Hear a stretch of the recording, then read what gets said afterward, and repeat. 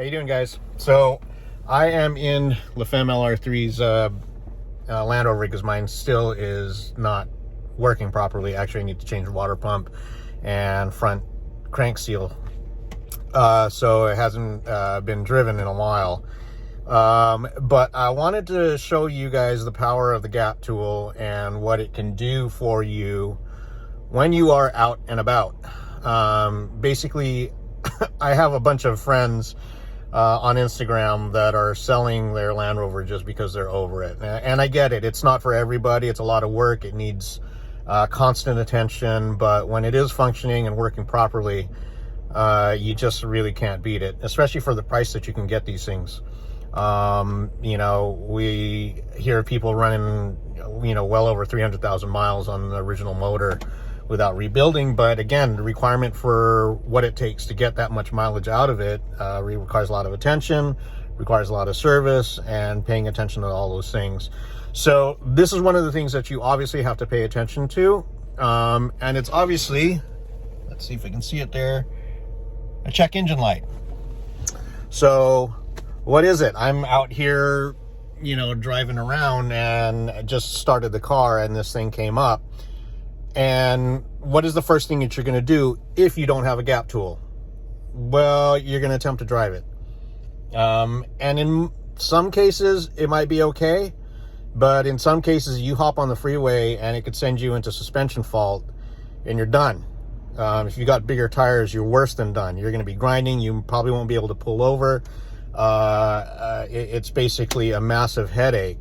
So having the gap tool will or honestly, you can use any OBD reader tool, but the gap tool will, give you a lot of more options as far as trying to figure out what's going on here, is that you'll be able to clear this thing and you'll also be able to read the fault code.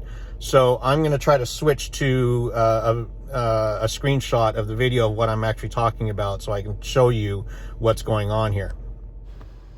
All right, so the gap tool now is going to start reading the faults and it's going to run through all the ECUs and check and let you know exactly what's going on. Now, a lot of this stuff is going to show up on everybody's Land Rover because it's just general stuff that just happens to not be an issue. Once it goes and reads through these things, it'll list everything there. And you can see the battery actually went dead a couple days ago, so a lot of this stuff is going to be low voltage. But there we have the system running too rich, and that's basically what's throwing the code. Now, that could be a MAF sensor, throttle body, a bunch of other things, but at least it'll allow you to clear the codes, which I'm going to do here. And I'm going to go through and scroll through a couple of other things, but once I get to the system where it can clear the faults, there we go, then it will actually clear that and the check engine light will go away. Now, don't leave it that way. You got to find out exactly what's causing that issue as far as running too rich and take care of it. Boom, you're done.